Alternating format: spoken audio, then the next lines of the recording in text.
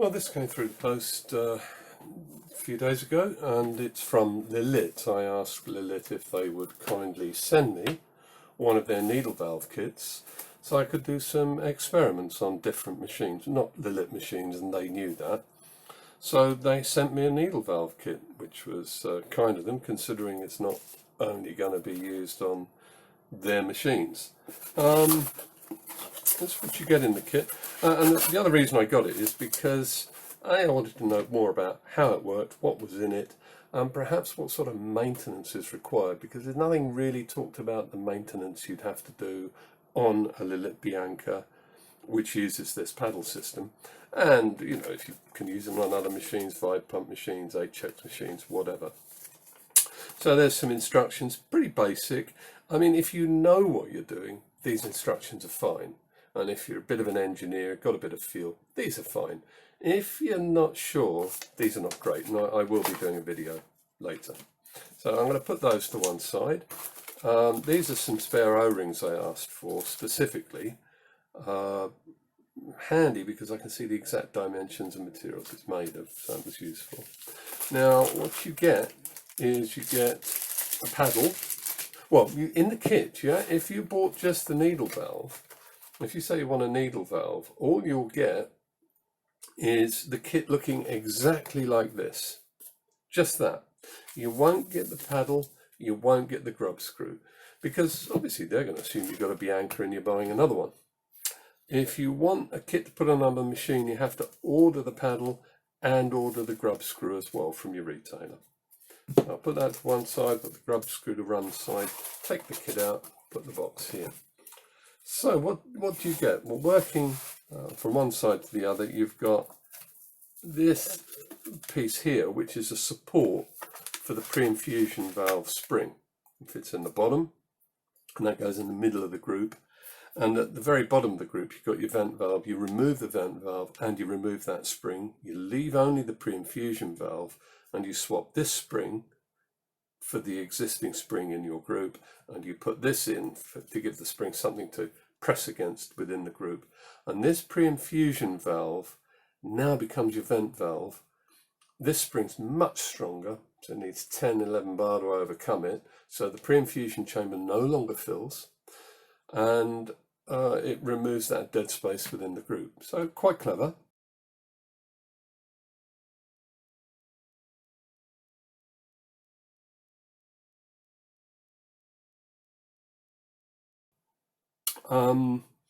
Normally the pre-infusion chamber is used because on rotary pump machines you get a big water debit very quickly, and it gives a space, about 8 mil or 5 mil, to fill up at 4 bar. The spring in the group, the existing spring in your group, will be fairly weak compared to this one, and will open at 4 bar, and for a fraction of a second you'll find the pressure will hang at 4 bar and then continue to rise, and that's a sort of pre-infusion. It's really a very short pre-infusion. Does it do that much? It's difficult to know. People say it does, but I suspect it doesn't do as much as we think. So this replaces that. The only slight disadvantage is it makes your lever stiff all the way. It will increase the wear slightly. It does mean if you backflush with cleaner or you descull, you must open the group, remove the lever, dry it all, and lubricate the cam inside the group. And I've done videos on how to do that. That's far more important with this machine, otherwise, with this system, otherwise you will get wear on the E61 groups with a lever. So that's what this bit's for. Then you've got 2 gicleurs and filters. I don't know why there's 2, perhaps I don't know what there's 2. I've never had to have put in a spare gicleur. I can't see any difference in size on these. Maybe there is, but each one feels the same. I don't think there's any difference. Anyway, they've provided 2 on a plastic tube. The plastic tube doesn't need to be fitted. That's just to hold the little gicleur and the sieve on, and those go in the top of the group.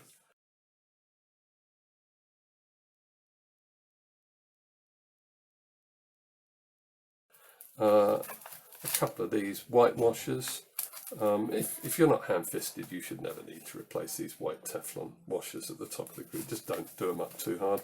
And use a bit of lubrication, Dow Corning Moly Coat, on these as well, on these Teflon washers. Helps them seal. Then you've got the needle valve itself.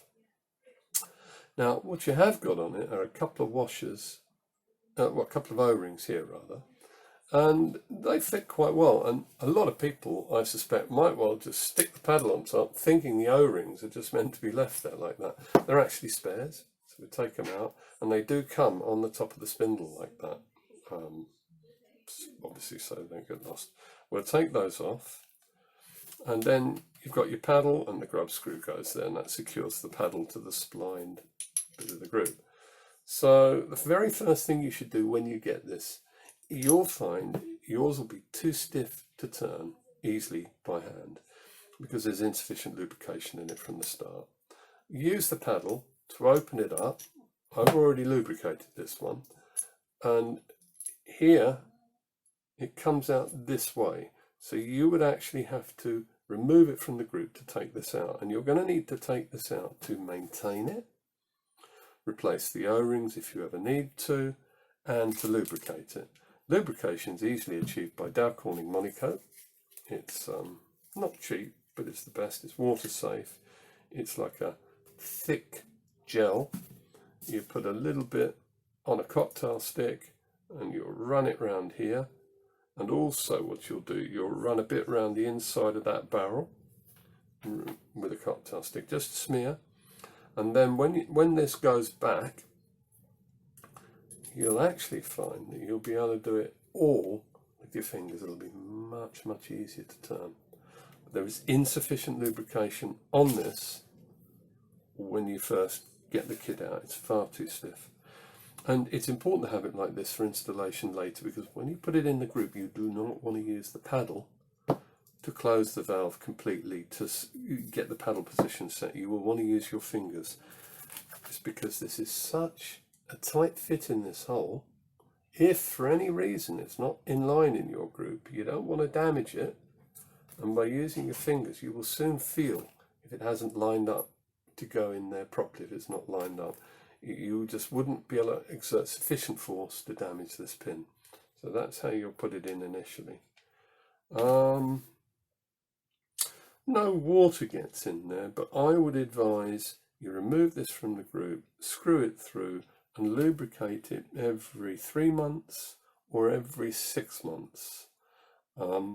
Just don't do it up too tight. Use a bit of Dow Corning Moly Coat on this PTFE gasket. You'll already have one in the group. You probably use that one that's already in your group that you're fitting it to.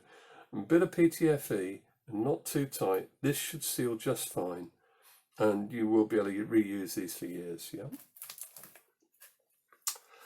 That's a needle valve. The one thing Lelit didn't do, and I think it's a real shame, I would have done it, they brand everything, even brand their shower screens. I would have actually had Lelit written on this, but that's me. So the next thing I'm going to do is install this. Now I'm going to use it on 3 different machines. I'm going to use it on an ACS Minima vibration pump machine that's a dual boiler, and it has a solenoid group. So I don't need all of this spring and other stuff. I don't need to worry about that because the solenoid group doesn't have a pre-infusion chamber. And I actually think this system will work best on a solenoid group rather than the traditional lever style E61 group, but the actual solenoid E61. And Lelit would do well to actually think about changing to solenoid groups for their pressure profiling, Bianca and other systems. I know why they haven't done it, and I'll go through that in the installation video on the solenoid group. I'm also going to try it on an Lelit HX. It's a prototype I've got. It's not so much for the prototype nature of the HX, but I don't have an HX in my collection of machines. So I'm going to be looking at the impact it has on temperature during the shot on an HX, and whether this works successfully on HX machines. I hope it will, because obviously cooling flushes and things like that. And the last type of machine I'm going to try it on, and this is probably going to seem a bit weird, but I've got a Vesuvius pressure profiling machine with a gear pump. Now that gear pump manages, and the computer manages, all the pressure profiling. So why would I want a pressure profiling flow valve on a Vesuvius? And the reason is, it's in effect a variable size Gicleur, a little pinhole. I can actually vary the entire overall flow rate of the group. So I can do pressure profiling at high, medium, or low flow rates in effect. So will this work properly? Will the Vesuvius computer still allow pressure management with a needle valve restricting flow at different levels? I don't know. How will the Vesuvius respond? I don't know. But I'm going to try it, because it's... Some people with a Vesuvius have fitted 0.5mm Gicleurs, and some wanted to try 0.3, and the Vesuvius has a 0.7mm Gicleur, and this is actually looks like a 1mm Gicleur here. So what this valve will do will allow me to vary from 1mm all the way down to nothing, with the advantage that if you use very small Gicleurs like 0.5mm and 0.3mm, they block really, really easily. You've got to be really careful. And this won't. So that's another final experiment I want to do. And if I think of anything else to try, I'll obviously do it. So I'm going to go and install this now. I'll put these O-rings on the top, just for storage.